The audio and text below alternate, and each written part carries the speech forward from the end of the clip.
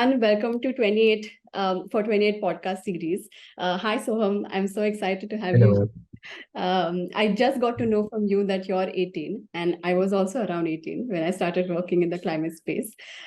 So I'm really looking forward to hearing more about why you do the work you do. My name is Prachi and I'm the founder of an app for climate action called Cool the Globe. And when I was a young student like you, I wondered what is it that an ordinary person can do about a big problem like climate change. So, from the Right. dorm room of my college, I started this app to mobilize global citizens to start taking climate action in their day to day lives. And today, Mhm. we have users from over 110 countries coming together on the platform. And over 45,000 people have come and reduced 2.5 million kg greenhouse gas emissions through the app. Wow. I Awesome. still think this is just the beginning. And I want to tell that because when I was 18, I could not have imagined the scale that we would reach. And I'm so Right. excited to see what you would be doing. And that's why I think the 28 for 28 campaign is so important. It's dedicated to inspiring and empowering young people like you to work on climate change. I've seen that when one young person takes action, it inspires 10 others and creates a wildfire of change. And I feel like that change is going to start Yes. from you today. So I'm very honored to be a mentor and ambassador to the 28 for 28 Mm. campaign. And I'm even more honored to have you here. So tell me about why you decided to work on climate change and at what age? Oh, okay. Well, first of all, thank you so much for having me here. It's really an honor to speak at this platform. And I think it was year 2016. I was in the sixth standard. At Mhm. that time, we had to prepare a project. It was a competition, and the topic for the project was eco-friendly activities, right? And then I started researching on how we can make eco-friendly changes in our day-to-day life. And finally, I chose to settle on our habit of bathing, how we can make bathing more eco-friendly. Right. So after that, in that was it. That was the project. I got a medal vagara for that. But Mhm. after that, in 2019, I participated in that same competition. And at that time, the topic was environmental education in schools. So Right. during that project, I understood the need of environmental education in our current system. And there were many things to uncover for that matter. So it was the time when I actually went deep inside the Indian education system as well, and the mindset of our students and educators after traveling and interrogating teachers, students, parents across multiple rural and urban schools and interviewing government officials for that matter, I concluded that project. And that same year, I did a course. It was a 2 day course on environmentalism by a Right. leading environmentalist named Dilip Kulkarni. You must Yes. have heard about him. So it was a 2 day seminar named Nisargayan, and that word basically means going towards nature. Right. So it was a very important session for me in understanding today's world and how it works the way it works. Mhm. And it gave me an insight on the current model of development and sparked a really big interest in me to study what climate change is. So that is where in around like ninth standard, I actually got exposed to the world of climate change and I Right. started studying climate change. So skip to the next year before the pandemic hit. I was able to join the Greta Thunberg's movement named Fridays for Future, and it was the Indian offshoot of that movement I got affiliated with. Yeah. So initially, I had started reading a lot on what climate change is. I got into multiple seminars, and stuff like that. And I had the golden opportunity to like express my thoughts on the Nisargayan session in this group of activists as well. Yeah. And there is this famous quote. I mean, Greta only I guess quoted it. We are in the same storm, but not in the same boat. I Yes. think that is what applies to the current scenario of climate change and today's society as well. So that is where I was exposed to the term intersectionality and climate justice as well. And in the next 2 years, I did not have much time because of my college education and competitions and stuff like that. So Yeah. I did not have much time to them. But once that was over in 2023, this year only, I was again back on the field. So before the lockdown, I had participated in a bunch of beach cleanups by an organization named Changes Us in Mumbai. Right. And right now, I am a logistic member in that organization, and we have organized more than 500 cleanups in Mumbai and overall the coastal area of India. Amazing. And recently, only after Ganesha, if Ganesha is one of the biggest festivals in India, and it generally causes a lot of waste. Yes. So we had a mega cleanup we collected more than 20 tons of trash, sorry, not cash, 20, but trash is cash, so we Cash, can. yes, cash can be converted into cash Yeah. in a good So we circuit. collected, yes, yes. So we collected more than 20 tons of trash that day. There were so many volunteers and everything. Yeah. So that is the basic update on what I'm doing right now. And as of today, the currently I'm focusing on climate education. So Yes. right now, because of inadequate teachers or inefficient teaching methods, or broken or unavailable teaching tools among and many other things, it makes it really hard for students or any willing person to learn about the environment. And Mhm. the lack of communication between parents and teachers causes a lot of gray space. And I believe that education is the only thing that can solve all the issues. That it be climate change, it is gender justice, everything. Everything can be solved with adequate and good education. Right. So climate change cannot be solved using yesterday's techniques, right? It's a modern problem requiring modern solutions. Absolutely. So that can only be found by updated education. So in Yes. order to build a generation that is resilient for climate change, we need to start now, and we need to start in our schools as of today. So Absolutely. this is basically where I come in. I have participated in creating certain courses related to climate change. Okay. These courses are for various age groups. It's not only limited for school children, because any students are not really limited to an age group. Right. Anyone can be a student. Everyone is a student. Yes. So I have designed around 6 courses in which there is multiple, you can learn from multiple aspects of climate change. You can learn about policy making, the economics behind climate change, in general, what climate change is from the basics. For Mhm. school children, I have designed a program where they can perform experiments in labs to understand the concepts of greenhouse gas or Yes. increasing temperature, stuff like that. And Right. there is a policy course as well. So yeah, overall, this is how I've come to it. Wow. So I remember when I was in school, whenever there'd be, someone would be talking about climate change or the environment, I was not as aware as you were so early on, unfortunately. I used to roll my eyes and think, not another boring lecture. And it wasn't until much later when I went on ground to work on other things that I realized that climate change is actually about our day-to-day lives and not these heavy Exactly. words that we read about in schools and in. True. So how do you think we need to teach about climate change in a way that it relates to young kids, that it matters to them, and that it's not boring? Exactly. So right now, the basic issue with Mhm. climate education is that it is very theoretical, it is very much teacher based, Yeah, and students don't really enjoy it. absolutely. Let me tell you something. When I was doing work on that project now, Yeah, I asked a simple question. I had made a questionnaire, do you think plaster of Paris is good for environment? 100%. All the students knew that plaster of Paris key idols are not good for environment. But at the right, same time, when I asked the question, are you going to replace your plastic POP idols with shadow mud idols or basic mud idols?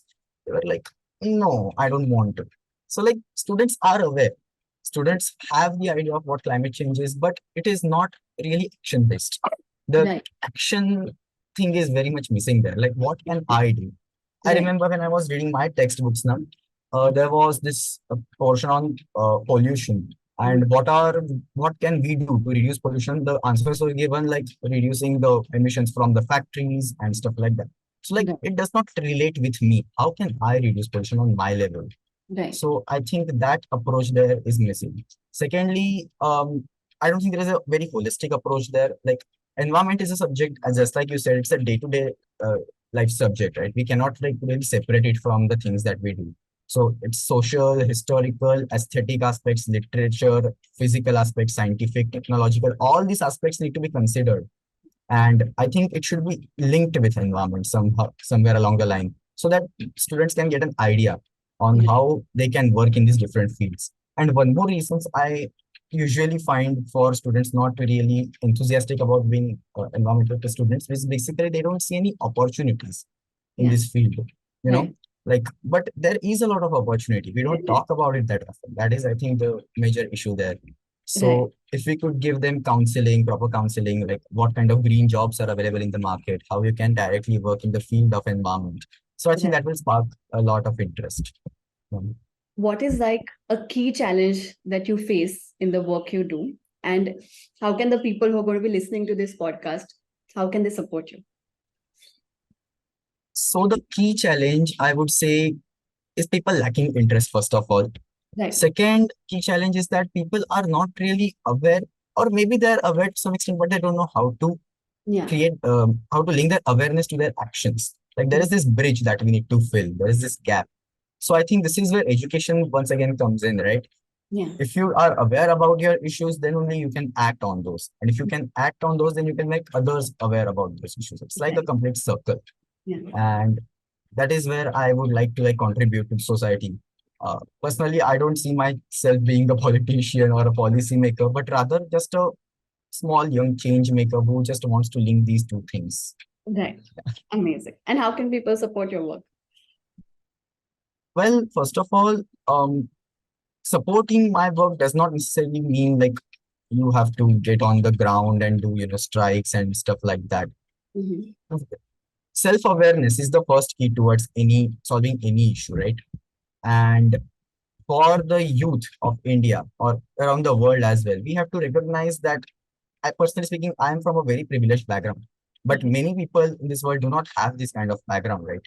So to all the youth out there, please understand that it is not just about a personal challenge. It's a challenge faced by the entire society, and especially people who are marginalized from marginalized societies and indigenous communities from Adivasis. They are at the forefront of this crisis. So Mhm. somewhere along the line, we have to help them as well to stand on their own and to make them resilient against climate change. Right. So, our Prime Minister's vision, the Atmanirbhar Bharat, which is Yes. basically self-sufficient India, that cannot be achieved if the communities in India are not self-sufficient, if the villages and cities in India are not self-sufficient. So the Yes. biggest help you could do is to become self-sufficient, to become a person who can live on a minimum footprint, to become a person who is more aware about their impact on their environment. Wow. Okay. I couldn't agree more. And who's your inspiration in the work you do? Who's inspired you? I personally believe that your biggest inspiration is yourself, first of all. Mhm. The work you do, you need to have a lot of confidence in that. And secondly, of course, my parents are there to support me in every direction of it. And thirdly, there is more likely it's not really an inspiration, but rather a fear. Because I have seen documentaries and data and statistics saying that my city, Mumbai, is going to be underwater by 2050. So if Yeah. I don't act today, then it's going to be very dangerous for me. So that is also a sort of fear behind this whole thing. But yeah, that's that. Yeah, I was just going to ask you, what do your parents think of the work that you do? Firstly, how do they support you? And I would also love to know the reactions of your relatives, friends. How is it perceived what you do? So many people consider working for environment as a hobby. I don't know how this perception is there, but Yeah. when you go for beach cleanups or something, you do something related to environment, people perceive it as a hobby and not really as something as career. Right. Only in India, even today, only engineering and doctor and all these things are considered as career.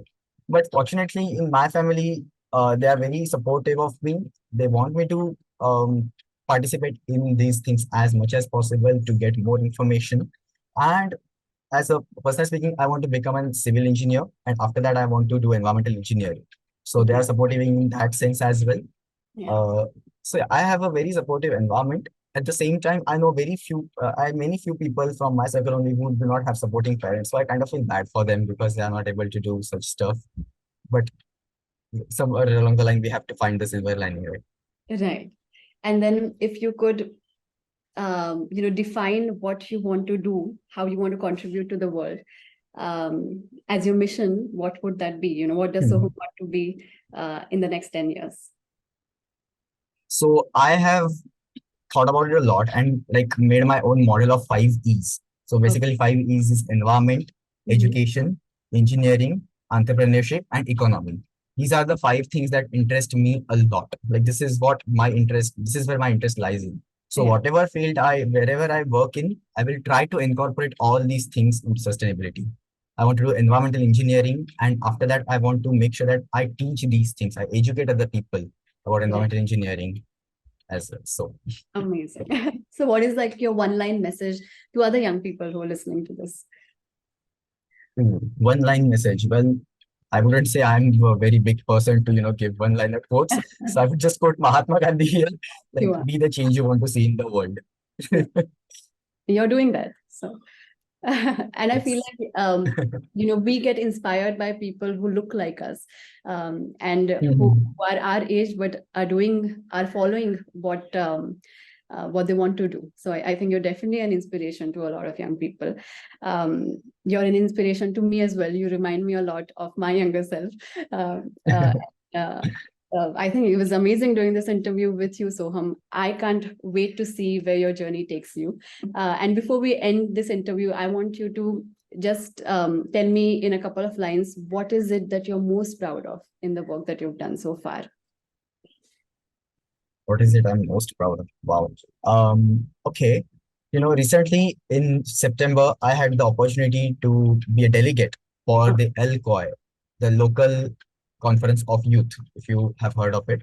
So it's basically a conference of youth, and it is revolving around climate change and sustainability only. So I was mhm, fortunate enough to be chosen as a delegate to go over there and share my few thoughts. At the same time, I think the work that I have done in the changes as the cleanup organization, I think we have done a lot of successful beach cleanups and we have collected a lot of trash off the beaches. So these are very small things that I'm very proud of. Like it's just a small contribution to the society. great. I'm so proud of you too. And I'm so proud Thank that you. you're a part of the 28 for 28 campaign. I think together we can do amazing things. And even in my experience, I think a lot of people ask me, what is my biggest reason for hope in the fight against climate change? And I think it's really young people like you and young people like us. I think I still fall in that Yes. category, not for very long, but I still do. But I see that you have a desire to make a difference, and a desire to leave your mark. I think that's the most important thing. I see you doing a lot of great things in life, and I'd love to follow on in your journey. So it's nice that I've made another Maharashtrian friend today, and let's Same here. put big difference through this campaign. Yes.